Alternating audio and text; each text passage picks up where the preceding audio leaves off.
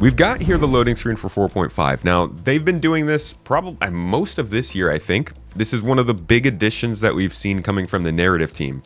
Not big in the sense that it changes the whole game, just big in that it actually is bringing more narrative into the game. And these loading screens actually tend to tell us something about what's coming up in the game. So we had one loading screen 2 months ago, I want to say. 2 or 3 months ago. I don't think I have a copy of it here to pull up real quick. But I'm sure, at least in the video, I can pull it on the screen. It was I think 4.3, possibly, talking about the breakthrough of terraforming technology. Now, then in 4.4, I believe we saw some mention of how the planet was starting to grow an atmosphere and get some biomes, and the Vox Populi, which was the newspaper of the People's Alliance in Nyx, where they were like, well, is this a new home for us potentially? Now, I'm not going to go into the deep detail because we've gone through this a lot. If you're watching this, you probably know most of the lore of what we've seen of Nyx so far. People's Alliance moved into a long, derelict mining space base in a huge asteroid in the mining field, partially because like living on a planet might draw too much attention, but also because the planets were uninhabitable. The UEE also skipped over this system because the planets were uninhabitable, just like Pyro was skipped over because the planets were uninhabitable. Well, the whole system was. So Nyx has been left for hundreds of years with just nothing to do. And so people really have left it to be this kind of place where the People's Alliance has kind of grown some level of community.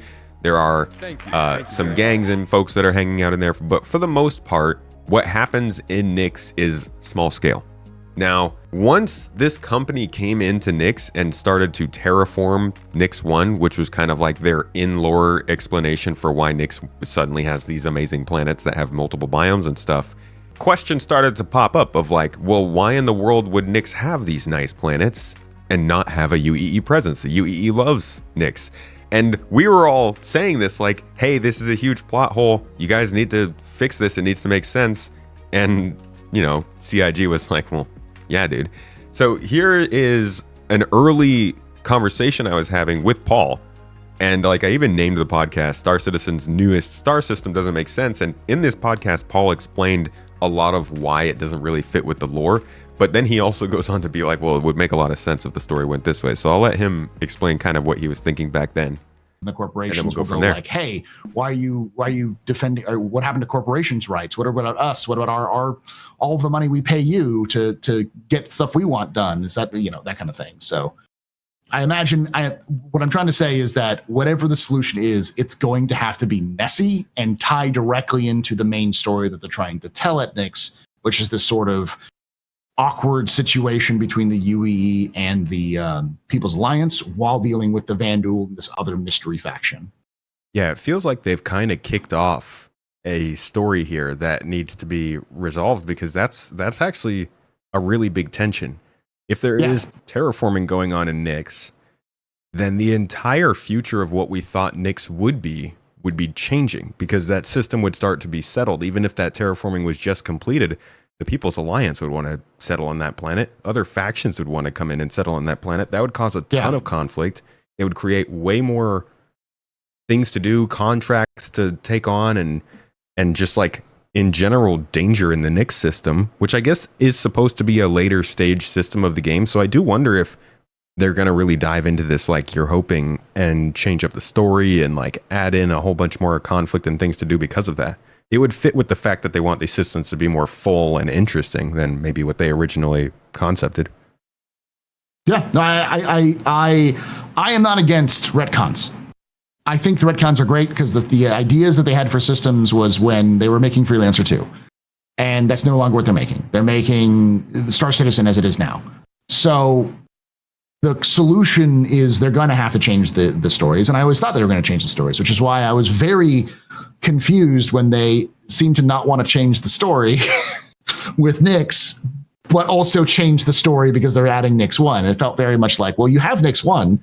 Just tell, like, this should be a huge deal for the system. Why can't you, like, either make this new recent and make it a big deal, or make it has always been terraformed and kind of explain, like, away the People's Alliance or change the People's Alliance to something that makes sense in terms of the context of what we have there. So that's the kind of that feels bad about it, is it feels like CIG wants to keep their old story that they originally kind of crafted for Nyx evolved into this new sphere, while also trying to keep up with the new tech. It feels very much like they go, oh, well, we have this new tech and we want to show it off, the new shinies, and look, it looks cool. So let's just do it on Nyx without ever thinking of the consequences of doing it on Nyx and how it changes the theme that they were already talking about. You know, it's funny because they talk about this theme for like the first 30 minutes, and then 30 minutes later, it's like, by the way, here's this garden world. After being like, it's remote and empty. Like, yeah, it is kind of ironic with the time. That was a funny moment. But you guys get, like, this is how conversations were going. Basically, once they reintroduced the ideas of Nyx. So for, a couple months now, we've all just been treading water and being like, are they really going to do that? Are they going to do it? And there have actually been voice clips that you can find when you're walking around Nyx where some of the NPCs are a little bit, like, reluctant about the UEE, where they're like, why are the UEE showing any sort of interest here? Like, they should just mind their own business. We've always been cool. What are they doing? And then there are other NPCs that you'll hear talking, and they're like, it seems like the UEE might have more interest in coming and, being friendly with us. So there's definitely a sense of tension as well being built into the game. And I wanted to make this video mainly just to show how much CIG has changed the way they're trying to progress the game. It doesn't necessarily feel like they're trying to, like, do everything as if it's a game being built, but phrase at least some of it as a game that's, like, progressing naturally.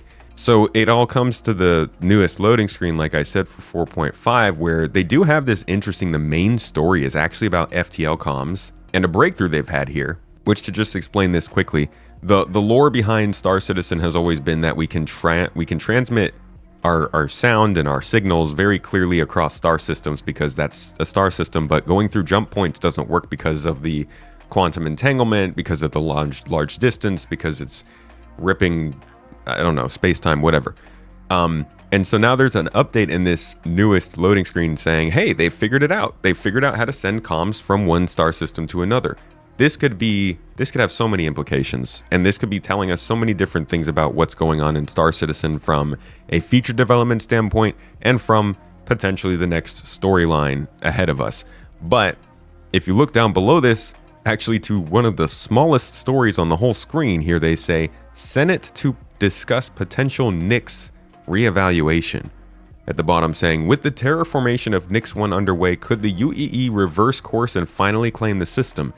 That's just one more building on top of the last loading screen. And I think it's enough at this point to say that they are very clearly starting to set up a conflict between the People's Alliance and the UEE. And potentially, maybe, this is an opportunity for them to finally give us a conflict that truly lets us fight for either side the whole way through. And possibly a branching storyline, I don't know. I do think that they're experimenting with things narratively. The fact that they did Hathor, Stormbreaker, and then kind of switched gears and started doing the Onyx facilities and the Hyperion stuff, I think showed that they're trying things out. And there's a possibility that this is a new form of conflict that they want to help expand, like, how we approach the conflict too.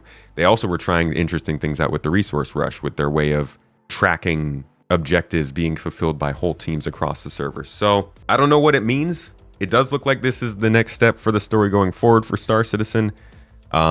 This stuff up here, I don't know, man. Social apps, the idea that, like, the chat services are getting some kind of just a re-update and they're putting it into the lore. I'm not sure, but I think the most important thing being said on this whole loading screen for 4.5 is the Nyx reevaluation. Things are getting more and more obvious and more testy, and I'm guessing that the Vanduul smuggling stuff while that might continue in its own storyline, its main goal was to bring us to Nyx. I think this is what's going to carry us forward. This will also tie into the main storyline. This could be them tying into the main storyline of Nyx, Terra versus Sol, the UEE versus not so UEE people. We'll see what happens, but Things are getting interesting. I really like it.